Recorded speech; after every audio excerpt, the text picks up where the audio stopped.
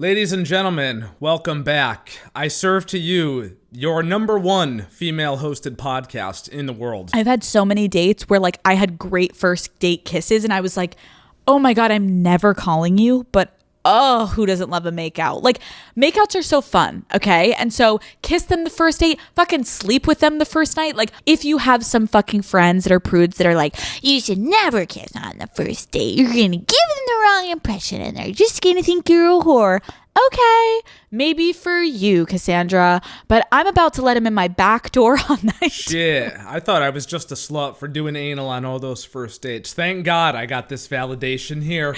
You don't have to do anal on night two, but you could. Whatever feels right. You have to be at your core centered with what feels right to you and your body and what you want to do. And if you want to fuck or you want to make out. Fellas, I think we're in the middle of another pandemic. It should come as no great surprise as to why Call Her Daddy is one of the most hated podcasts in the world, despite being the most popular female-hosted podcast. Look no further than a few clips that we'll be looking at in this video today, so stick around, okay? This show is often seen as an example of, modern female empowerment and adjacent type of ideas. Well, in reality, all I think it really does is just accelerate the dysfunction that is currently plaguing the sexual marketplace and the dating market in general. It's just a disgusting show. There's really no other way to put it, all right? I don't think I've ever seen a single clip of this show that doesn't somehow package a thought story about casual hooking up or hypergamy or manipulation tactics or all men are trash or any such idea. It's all just fucking garbage. Everything about this show is just designed to leave women with a higher body count, emotional baggage, trauma, and poor long-term outcomes. And what did we have to do to get this information? Nothing. They literally offered it up for free. Nobody asked for any of this, but lucky for us, we get to see how the inner workings of the female mind actually goes. It's kind of scary. If a man is going to treat you like a piece of shit and isn't going to call you, he's not going to treat you like a piece of shit just because you fucked him or made out with him on the first night. A man knows, okay? And guess what? Stop giving all a man the power, and so should you. Maybe make out with him so you stop wasting your time. So the logic here is, or maybe I shouldn't use that word. I don't think there's anything logical about it. The cope here is that you should hook up with dudes on the very first date so that way you can know if they're good at hooking up off the rip. What if little Robbie has got a fucking tonguer that hits the back of your esophagus and you hate the way he makes out? Or what if small-lipped Sammy is barely gets a little tongue in there and you're like, I can't even fucking find, we're just hitting teeth. You're probably not going to want to fuck Sammy. But good to know that you got it done on the first date. Spoken like a true whore. You have the power. You as a single woman have the power to be completely having these romantic nights. And guess what? Even if he's not that romantic, make it fucking romantic for yourself. Literally believe that it was romantic. Shut the fuck up! Women should literally be doing the exact opposite of everything this woman says. This vile slut, damn, son, all right, this vile slut is the worst thing to happen to women since Sex and the City. She was literally married and pregnant when she filmed this episode. Hypocrisy. More on that to come later in the video, fellas. We got some updates about the pregnancy. Here's a clip from when Hilary Duff was on the show, and it says, Hilary Duff revealed that she didn't want Matt at first because he was too nice, and she wanted something chaotic, even after just experiencing a divorce. He was too nice. I was not ready to accept all of that. I needed chaos first. Now, before we watch this clip, and we got many more, so don't go away, we gotta take a moment to thank today's video sponsor, who this video would not exist without. We'll be right back. Fellas, today's video sponsor is Anson Belt and Buckle. They just happen to make the best belts on planet Earth. It's not even close, and they've got the track record to prove it since they've been around since 2009 and are still going strong to this day. When you hold one of these things in your hand, you can feel that they are actually made with the utmost quality. You've never felt a belt like this before, and you won't find one anywhere else. I was completely blown away when I took these things out of the packaging. And after well over 6 months since I first got them, they still look and feel brand new. It's like these things do not wear. I'm telling you, you will not need to buy another belt again for the rest of your life after you place an order with Anson. So what sets them apart from the junk shit belts you have in your closet right now from Target, Kohl's, and Amazon? Well, it's the micro adjustable track system, 1/4 inch increments, so your belt fits you perfectly every single time. You get fat, still fits you perfectly. You get skinny, it still fits you perfectly. It doesn't matter. You will never have to choose between one hole and then the next hole about 1.5 inches away ever again. That actually kind of sounded crazy when I played it back. Oops. Since Anson is sponsoring today's video, when you click the link in the description or scan this QR code on your screen right now to build a box set, you will get 2 bonus pieces, a buckle and a strap, completely free. That's 3 buckles and 3 straps. And did I mention they're super easy to mix and match, and any buckle can fit onto any strap, which means you're actually getting 9 unique belt combinations when you use this deal. That kind of value at a premium quality that's gonna last you a lifetime. It's a no-brainer, man. I don't even need to say anything else. This channel right now is the only place that you could get this deal. So click the link, build your set, upgrade your belt game today. I absolutely love these things. Huge vouch for me. Thank you guys over at Anson for once again sponsoring another video. Nice. That's not really a thing. So you thought it was like almost a red flag that he was too nice? I think I was just like not ready to accept all of that yet. I was like coming out of that, like a long relationship, a divorce. Like I was just like chaotic. Yeah.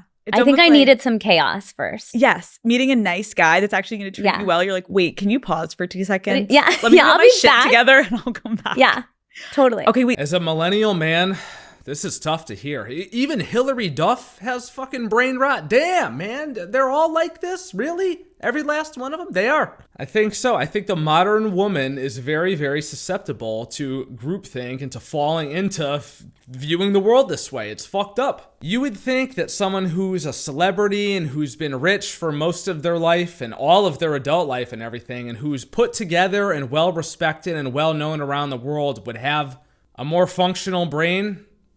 Fuck. Nope. This guy says, and women wonder why they get pumped and dumped on dating apps. The cat is out of the bag, and we know how they all think, thanks to their inability to shut the fuck up on social media. Here's another prime example of that right here. It says, give women a podcast, and they will do nothing but exhibit red pill truths day in and day out. Let's take a listen. Do you see yourself ever hooking up with Steven again?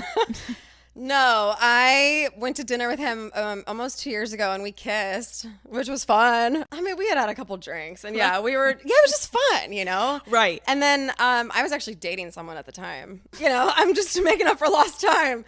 And so I think that was kind of what the issue was that I was dating someone else and it just kind of just didn't turn into anything. Oops, I kissed my ex, which was really, really fun, but then I remembered I was dating somebody else, so nothing ever came out of it. Man, in a normal world, I feel like this behavior would have been called out by the host. It's just casual cheating up on the airwaves and nobody's saying a word about it. Damn, man. It's no wonder that these toxic girls on Hinge have a roster of 9 dudes with them. Like, who's telling them it's a bad thing?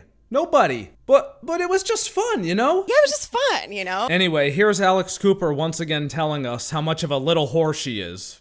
Her words, not mine. Number 4. And this makes me the most annoyed. And maybe I was just a little whore, you know? But I do believe I had it right on this one.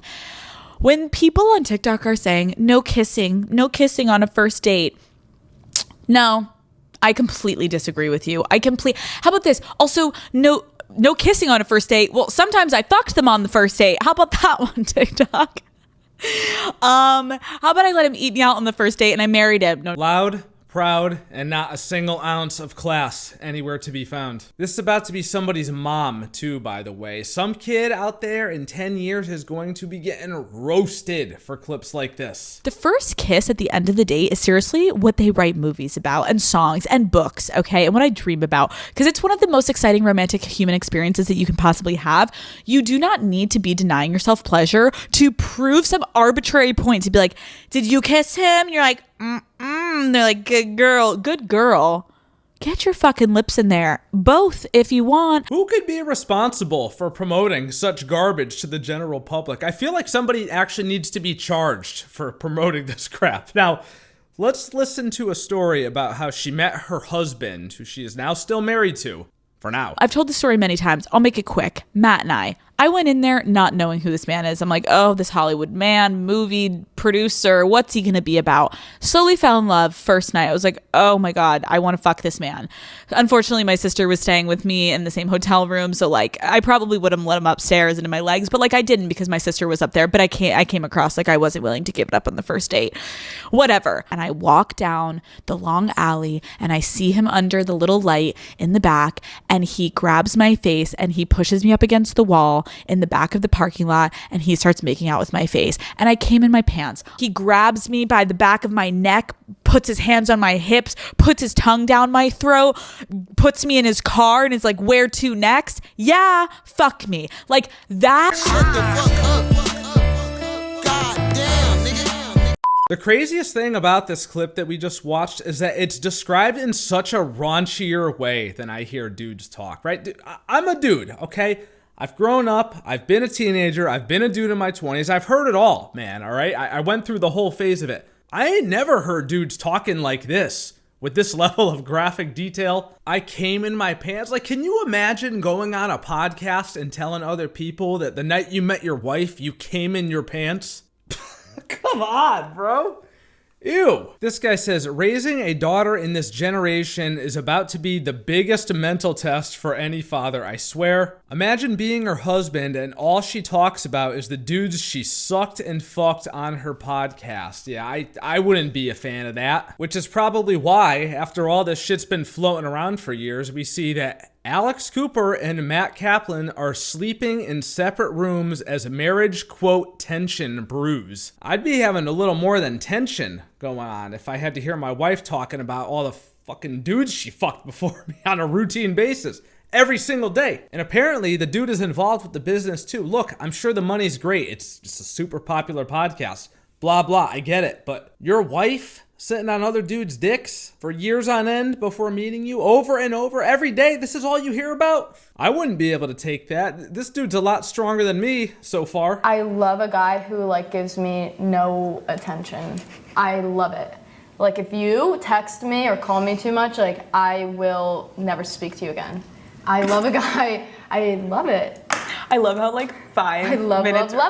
You're like, I am obsessed when they treat me like absolute shit. And then also guys all in Miami taking notes right now. I'm being dramatic. Like I just don't like someone who is too mushy gushy and all over. You know, Yeah, I just feel like like give me some space because I don't. Do you like horoscopes? Like, do you believe in that at all? Yeah, I do. What are you? I'm a Sagittarius. What does that mean? I feel that's like the I one like I don't to know be about. very like independent and like I don't like to be bothered. I don't like to feel like trapped. Smothered. Like, if someone makes me feel smothered, I will run so far away they'll never see me again. Dude, I'm a Leo. I'm like, if I feel like I can dominate you, like I will literally eat you alive and I will never speak to you again. Get out of here with that little fucking bitch so boy you need energy. someone to like match your energy and like test you. I love someone who like flirtedly shits on me, kind of. Do you know what I mean? Not like too much, because there's guys in Miami who will go in on you and actually make you feel like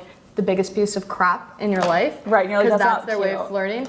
But I just a little bit of like a tease. Also, a thing for me is I have a hard time giving or receiving compliments. So that works better for me if we can like shit on each other and that's our way of flirting. For me, like if I say something nice to a guy immediately, and I've caught myself and I'm working on this. Yeah. Okay. But I will like immediately then say something, or I'll be like, oh, whatever. In a disappointing, but unfortunately not shocking anymore feat, once again, the red pill bros have been proven right.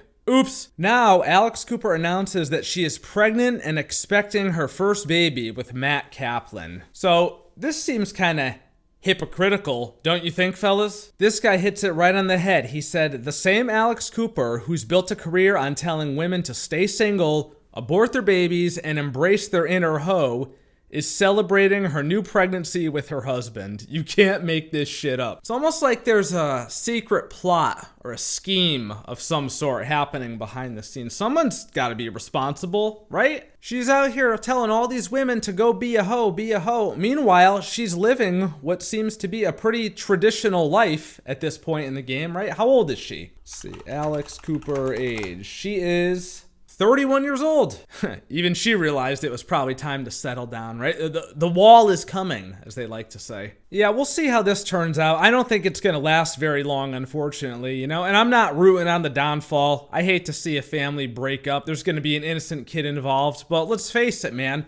They're already having marriage issues, and plus they're in Hollywood. I mean, these people get married and divorced like they're fucking going to the grocery store. It's completely normal activity for them. They don't give a fuck if their kid grows up in a stable environment. They're just weird. They're just living in a different world. So I will not be surprised whatsoever if that marriage does not last. In conclusion, fellas, what else can we even say at this point? The show is fucking poison. It's disgusting. It's trash. And for whatever reason, it's super duper popular. I'm glad that it does exist, because it gives us a free look into how women actually think and talk to each other. So there's always something to learn from it. But man, if you want to understand women, go listen to this show. You know, it'll honestly help you in the dating market if you absorb enough of the information and understand it. You know, as always, just like women on TikTok, they just say the quiet part out loud, unprovoked. You put a microphone in front of a woman, she'll tell you about dicks she sucked. It's very strange, but that just seems to be what happens nowadays. Anyway, you fellas, let me know your thoughts down in the comments below. I'm sure you guys are gonna have